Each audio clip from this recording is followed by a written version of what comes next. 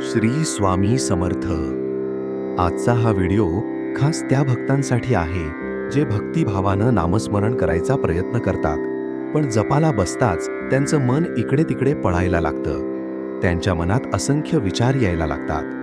खूप जणांचे असे होते की स्वामींचा जप करायला माळ हातात घेतली की घरातली कामं, मुलांची चिंता, ऑफिसचं टेन्शन, उद्याचं नियोजन सगळं काही एकदम डोक्यात यायला लागतं. त्यामुळे जपावर लक्षच राहत नाही. काही जणांना असे वाटते की या समस्येमुळे आम्ही जप करायचे की नाही, कारण मग मनात एक अपराधीपणाची भावना निर्माण होते की आपण देवाची भक्तीच नीट करू शकत नाही. पण मित्रांनो, यात चिंता करण्याची अजिबात गरज नाही. जर तुम्हालाही जप करताना मनात विचार येत असतील आणि त्यामुळे तुमचं मन विचलित होत असेल, तर हा व्हिडिओ तुमच्यासाठीच आहे.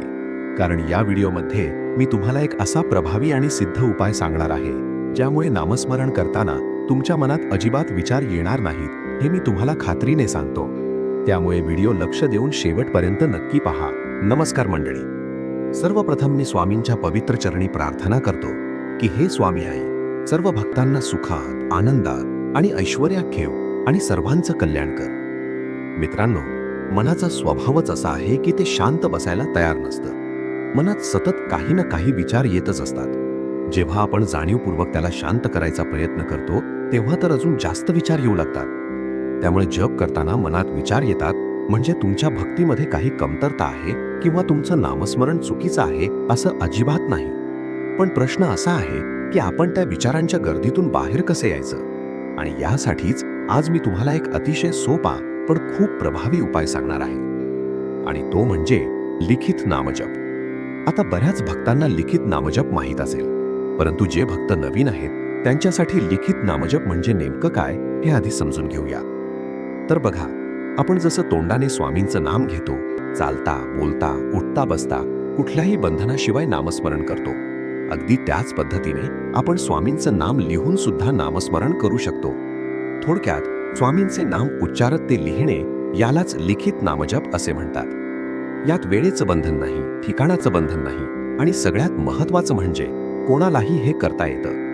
अगदी ज्यांना जास्त वेळ बसता येत नाही, ज्यांना पाठ दुखते, जे आजारी आहेत किंवा जे अंथरुणावर आहेत, ते सुद्धा ही सेवा करू शकतात. आता बघा, आपण जेव्हा जपाला बसतो तेव्हा किती प्रकारचे विचार मनात येतात हे तुम्हालाही माहिती आहे. पण जेव्हा तुम्ही स्वामींचे नाम उच्चारात ते लिहिता, तेव्हा तुमचे डोळे त्या अक्षरांकडे पाहत असतात, तुमचा हात लिहिण्यात गुंतलेला असतो आणि तुमचं मन नाम उच्चारत असतं. त्यामुळे तुम्ही पूर्णपणे त्या नावाशी जोडले जाता आणि अशावेळी मनाला इतर विचार करायला जागाच राहत नाही.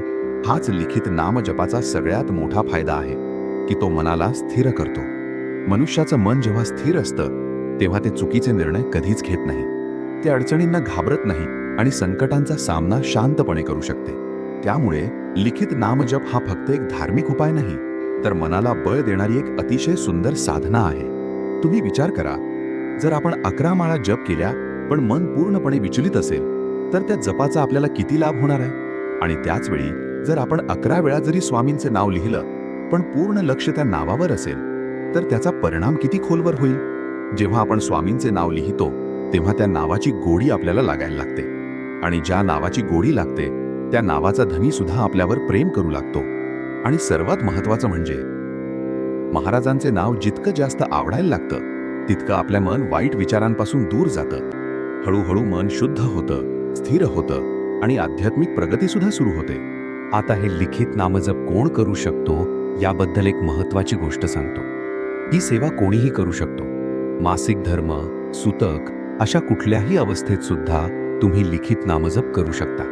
महाराजांनी कधीच या गोष्टींचं बंधन मानलं नाही. स्वामी सेवेत तुमचं मन शुद्ध असणं महत्त्वाचं आहे. त्यामुळे ज्यांना नेहमी प्रश्न पडतो की अशा अवस्थेत मी नामस्मरण करू शकते का, त्यांच्यासाठी उत्तर स्पष्ट आहे, हो, नक्कीच करू शकता. फक्त एकच गोष्ट लक्षात ठेवा, जर त्या दिवशी तुम्ही मांसाहार केला असेल तर त्या दिवशी या वहीला हात लावू नका. आता हे लिखित नामजप कसं करायचं ते अगदी सोप्या भाषेत सांगतो. यासाठी तुम्हाला फार काही लागत नाही. एक साधी वही, एक पेन आणि मनात स्वामींप्रती श्रद्धा, एवढंच पुरेसं आहे. तुम्ही लिखित नामजपासाठी मिळणारी खास पुस्तिका सुद्धा वापरू शकता किंवा साधी वही घेतली तरी चालेल. वही उघडल्यानंतर सगळ्यात आधी श्री स्वामी समर्थांना मनातल्या मनात नमस्कार करा. ज्या दिवशी तुम्ही सेवा सुरू करत आहात त्या दिवसाची तारीख लिहा आणि मग महाराजांचे नाव लिहायला सुरुवात करा. श्री स्वामी समर्थ, श्री स्वामी समर्थ, श्री स्वामी समर्थ अशा पद्धतीने एकाच ओळीत मन लावून स्वामींचे नाम उच्चारत लिहा. किती वेळा लिहायचं यालाही काही बंधन नाही.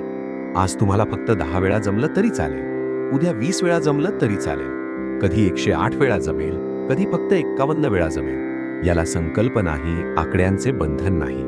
ही सेवा तुमच्यासाठी आहे, महाराजांपर्यंत पोहोचण्यासाठी आहे. तुम्ही ही सेवा कधीही करू शकता. सकाळी आंघोळ केल्यानंतर, दुपारी किंवा संध्याकाळी जेव्हा तुम्हाला वेळ भेटेल तेव्हा तुम्ही ही सेवा करू शकता.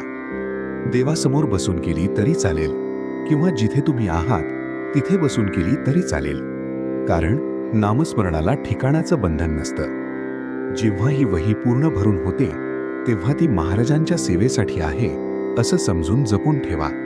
अक्कलकोटला जाण्याचा योग आला तर ती तिथे अर्पण करा, आणि जर तो योग आला नाही तरी ती वही तुमच्या देवघरात किंवा सुरक्षित ठिकाणी ठेवा, कारण ही वही म्हणजे तुमच्या साधनेची साक्ष आहे, तुमच्या सेवेची संपत्ती आहे.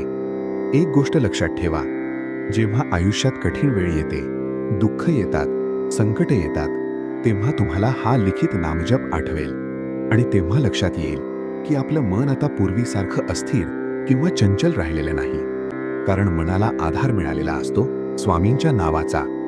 आपण फक्त मुखाने श्री स्वामी समर्थ म्हणतो तेव्हा लगेच 100 विचार डोक्यात येतात, पण जेव्हा तेच नाम आपण लिहितो तेव्हा डोळे, हात, मन सगळं त्या नावात गुंततं. आणि म्हणूनच लिखित नामजप हा मनात येणाऱ्या विचारांवरचा सगळ्यात प्रभावी उपाय आहे. म्हणूनच मी तुम्हाला मनापासून सांगतो, जर जप करताना तुमचं मन भरकटत असेल तर स्वतःला दोष देऊ नका. त्याऐवजी लिखित नामजप सुरू करा. रोज थोडं थोडं पण श्रद्धेने करा, कारण विचलित मनाने केलेल्या जपापेक्षा शांत मनाने लिहिलेलं एक नाव सुद्धा महाराजांपर्यंत खूप लवकर पोहोचतं. आज झालेली ही छोटीशी सेवा मी स्वामींच्या चरणी अर्पण करतो. तुम्हाला हा व्हिडिओ मनापासून आवडला असेल तर लाईक करा, जास्तीत जास्त भक्तांपर्यंत शेअर करा आणि चॅनलला सबस्क्राईब करायला विसरू नका. चला तर पुन्हा भेटूया अशाच भक्तिमय आणि माहितीपूर्ण व्हिडिओमध्ये. श्री स्वामी समर्थ.